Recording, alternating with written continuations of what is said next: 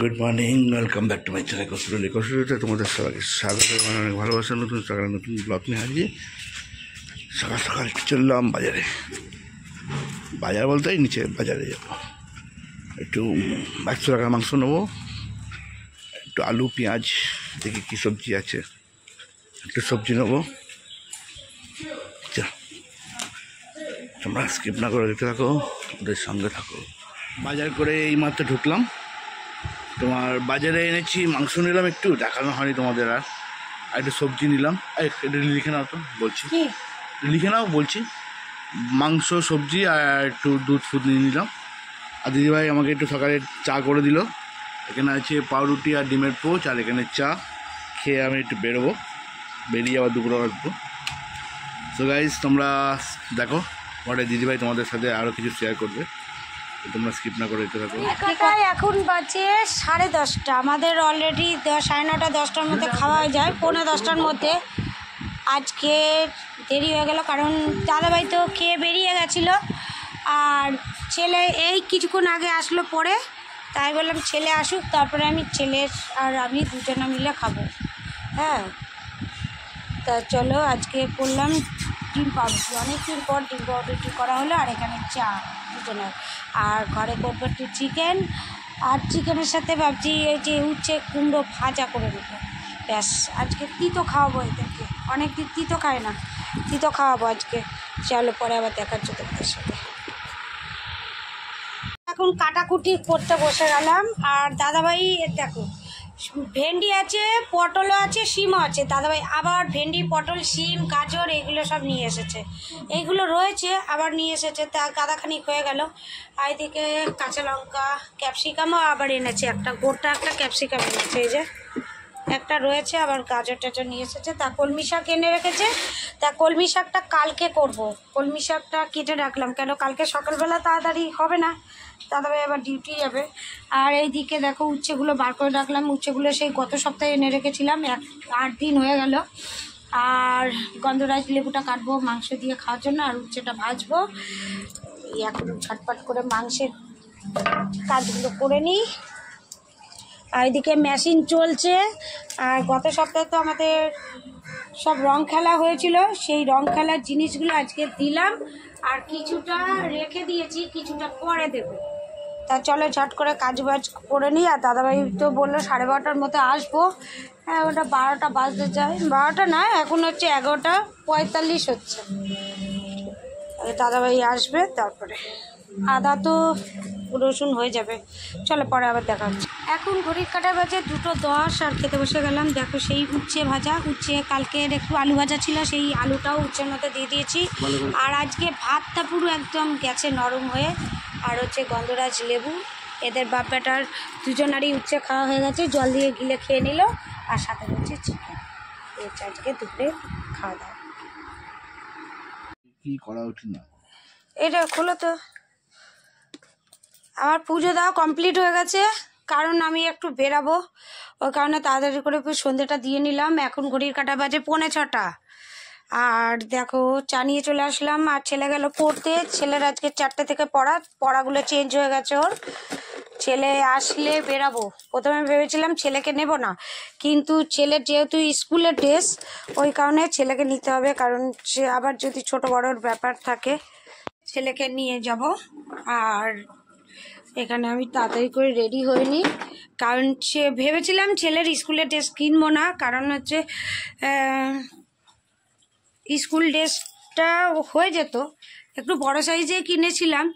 কিন্তু আমার ছেলে সেই কি বলে এগুলোকে বলো, আরে ব্যাচ, মনিটরের ব্যাচ আর এমনি ব্যাচ, স্কুলের ব্যাচ আর মনিটরের ব্যাচ, দুটো ব্যাচ পকেটের মধ্যে ওপরে লাগিয়ে লাগিয়ে পুরো পকেটটাকে ছিঁড়ে দিয়েছে। ওইটা সেলাই করে আর দেওয়ার মতো নয়।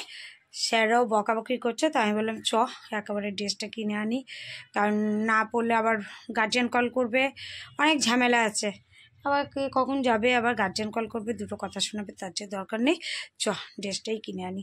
তা প্রথমে ভেবেছিলাম ওকে নেব না, তবে বলি কি না নিয়ে গেলেও তো সমস্যা, কারণ ও পোষে ঘরে পড়বে না, পড়বে না তো ভাই, ছেলেকে ছাড়া যাবে না। না না, ছেলেকে ছাড়া, ছেলেকে বলো না কেন, ছেলেকে ছাড়া যাওয়ার কোনো ব্যাপারে না, যাইনি ওকে ছাড়া একা একা। তুমি মা, আমি বাবা, আমি জানি দিদি ভাই যতই বলো না কেন নেবো না, কিন্তু মন থেকে এবার কি বলবে না, শোনো না, আমাকে বলছে শোনো না, ছেলের যদি দেশটা ছোট বড় হয় তাহলে কি করা যাবে। আমি বুঝি বাবা, মায়ের মন আমি বুঝি। আরে ওকে রেখে গেলে আমার সারাক্ষণ চিন্তা থাকে কি করছে না করছি, তারপরে ওই আমার কাকা শ্বশুরের ফোনটা নিয়ে সারাক্ষণ ঘাটবে, ও তো পড়বে না, তার চেয়ে বাবা চ, পড়বি না যখন চ, হ্যাঁ আমার সাথে সাথে একটা কথা, চলো চা বিস্কুটটা খেয়ে নি, সন্ধ্যাবেলায় তোমরা তাড়াতাড়ি খেয়ে নাও, নাহলে আমার এইটা দাদা ভাইয়ের মনে পুলক জেগেছে, পুলক। বলো না ও মনে হারাবো তোমাকে যে পাবো, তারপরের লাইনগুলো আর বলতে পারবে না দাদা ভাই। তোমরা দেখছো তো আমার চ্যানেলটা বিয়ন্ড ফ্রেম সাসপেন্স, অবশ্যই দেখো। এখন সকাল থেকে আমরা এবার একটা গল্প আসছি, যেটা আমাদের ভয়েস আছে, আমাদের নিজেদের কন্টেন্ট না, নিজেদের কন্টেন্ট, এবার ভয়েসটা ছিল এআই দিয়ে। তা দাদাভাইকে বললাম নিজেদের ভয়েস দিয়ে করার, দেখা যাক। দাদাভাইকে বললাম তুমি এক কাজ করো, ভয়েসটা যদি আমরাই দিই, তুমি এআই ছবি দাও, ভয়েসটা যদি আমরা দিই তাহলে আরো বেশি পাবলিক খাবে জিনিসটা। তো বলে চলো দেখি সাকসেস হয় কি, কেন ইউটিউবে তো এতদিন ধরে পড়ে আছি, কোনো সাকসেস পেলাম না, তাই এইটাও ইউটিউবেই ছাড়ছি, পরে ফেসবুকে ছাড়বো। আর ফেসবুক চ্যানেলটাকে তোমরা আমরা সাপোর্ট করছো তো, ফেসবুকটাকে 1-1.5 মাস হয়ে গেল, তা ফেসবুকে আমি ভালো রেসপন্স পাচ্ছি, কিন্তু ইউটিউবে এখনও 3 বছর হতে যাচ্ছে, এখনও কোনো রেসপন্স নেই। দেখি কত দূর কি করা যায়, আর মা কত দূর দেখি, মাও দেখছে, মা কত দূর আমাদের নিয়ে যায় সেটাই দেখি। চলো পরে আবার দেখাচ্ছে।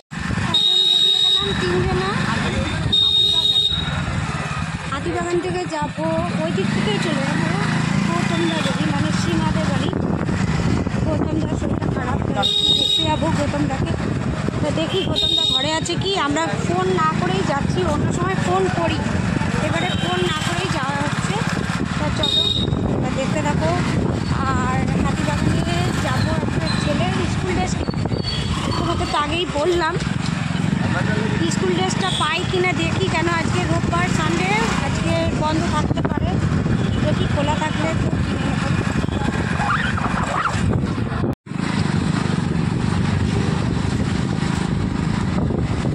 আজকে রাস্তাটা ফাঁকা ফাঁকা লাগছে না?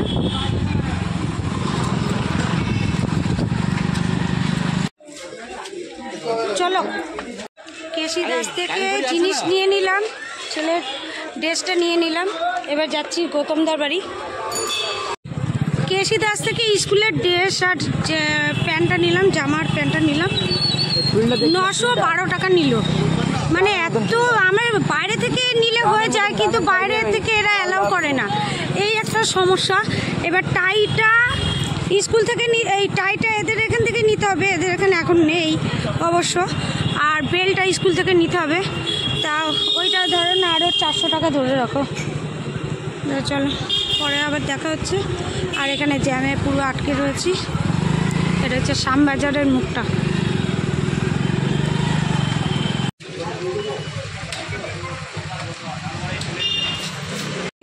লাইটটা জ্বালাতে হবে। সীমাদের বাড়ি ঢুকছি, সীমাদের ফ্ল্যাটটা সামনেই তো, অন্ধকার।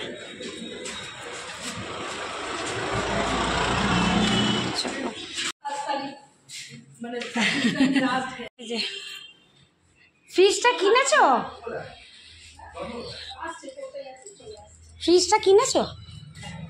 ও এই ভাড়াটা ছিল না, এই ঘরটাই মেয়েরা ছিল অনেকদিন আগে। সবে সবে আসলো, এতদিন বাড়িতেই বসা ছিল, একটু আজকে একটু বেরিয়েছে।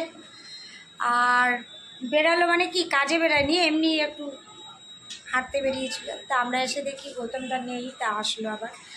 আর এ আসার সাথে সাথেই দিল চিকেন চপ, গৌতমদা নিয়ে আসলো দোকান থেকে কিনাটা, আর অলরেডি দাদাভাই স্টার্ট করে দিয়েছে খাওয়া। আর ছেলে আর ওরা সব খেলছে ওইখানে ওই ঘরে। চলো আবার পরে দেখা হচ্ছে। ঘড়ির কাঁটায় বাজে এখন 11:15। হ্যাঁ তাই 11:11 ও তো ঘড়িটাতে কি বন্ধ? ও আমি তো ভয় পেয়ে যাচ্ছি, তাই চলে যাচ্ছি। অনেক ভালো লাগলো, অনেকদিন পর আসলাম, আবার এক হব, কবে হব সে ভগবান। চলো গুড নাইট, টাটা। হ্যাঁ হ্যাঁ, এখন গিয়ে দেখি রুটি কিনে পাই কি, যদি কিনতে পাই তাহলে কিনে নেব, নাহলে কি একটু ভাত বসিয়ে দেবো। এখন গিয়ে আর সম্ভব নয় রুটি করা।